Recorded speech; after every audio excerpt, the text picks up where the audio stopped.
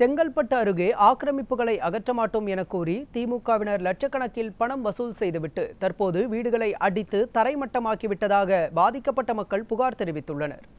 மறைமலை நகர் நகராட்சிக்கு உட்பட்ட கிழக்கு புத்தேரி மற்றும் வல்லாஞ்சேரி பகுதியில் உள்ள நீர்நிலைகளை ஆக்கிரமித்து கட்டப்பட்ட வீடுகளை அகற்ற மாட்டோம் என கூறி திமுக முன்னாள் கவுன்சிலர் அந்த பகுதி மக்களிடம் லட்சக்கணக்கில் பணம் பெற்றுள்ளார்.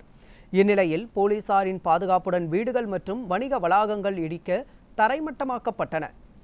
லட்சக்கணக்கில் பணம் வாங்கிக் கொண்டு திமுகவினர் ஏமாற்றிவிட்டதாக வீடுகளை இழந்த மக்கள் புலம்பி வருகின்றனர்.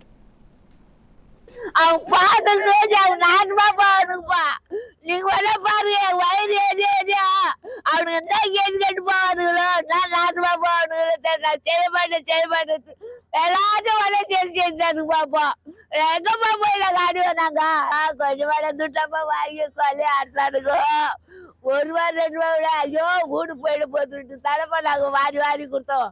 கேட்ட பாடுபோலாம் கொடுத்தாங்கப்பா, கொடுக்காத போலப்பா யாருவோ. எங்களால கவர்மெண்ட்டுக்கு ஒரு நஷ்டம் கிடையாது. ஒரு நாள் நாங்கள் நிவாரணம் வாங்கலை, ஒரு நாள் நாங்கள் கவர்மெண்ட் எங்களுக்கு ஒரு நிதி கொடுக்கல. எங்கள் சொந்த உழைப்புல தான் நாங்கள் வந்தோம். அது கரண்ட் கொடுத்துக்குது, தண்ணி வரி வாங்குறாங்க, எங்களுக்கு பைப் லைனு கொடுத்துக்கிறாங்க, ரேஷன் கிடக்குது, அப்புறம் எங்களுக்கு பார்க் இருக்குது, கவர்மெண்ட் பஸ் விட்டுக்குது.